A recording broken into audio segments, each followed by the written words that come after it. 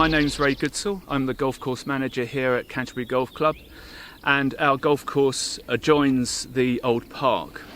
We feel very fortunate to have such a rich nature haven right on our doorstep, and we also recognise the importance of the golf course as a habitat link between the old park and, on the other side of us, the Stour Valley and the Stobmarsh Nature Reserve beyond. We manage the golf course with low input as our priority. So instead of emerald green, striped up, fertilised, watered fairways, we have a very much more natural, low input policy.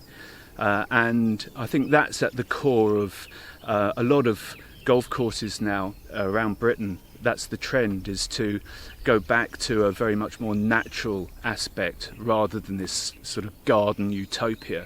50% of this land that we have here is what we call out of play. So we have 50% golf course, 50% wild tracts of land, and it's that our volunteers are trying to enhance to further create a bigger bond and link between our two neighbours. We're all part of the same SSSI as the old park, and so with that we're working with Natural England to make sure that we are doing everything that we can and in with their guidelines. The volunteers get involved in all sorts of different things, like pond creation and improving some of our gorse and hawthorn scrub for nesting nightingales. They lay down green hay in some of our set-aside grassland areas that had been previously mown and now grow naturally, so that this increases the natural corridors through the golf course, further enhancing this link between our two neighbours. But one aspect that we do have here, with the help of the RSPB, is that we set up a supplementary feeding station, which is behind me here, specifically for the turtle doves that are now regularly nesting in the old park.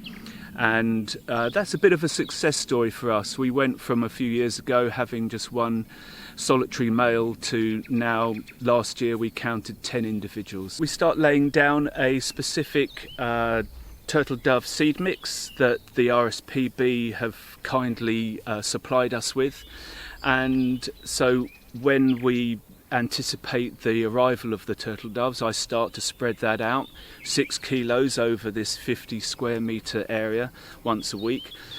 Sometimes that's not enough, and I come down and I see that it's been devoured, but it's usually all the other species come here first of all, and then the turtle doves sort of recognise that there's some activity there, and then they eventually come down and start feeding on this site as well. There are such a thing called the Golf Environment Awards, and we were very fortunate last year, 2024, being finalists in the Ecology Project of the Year award.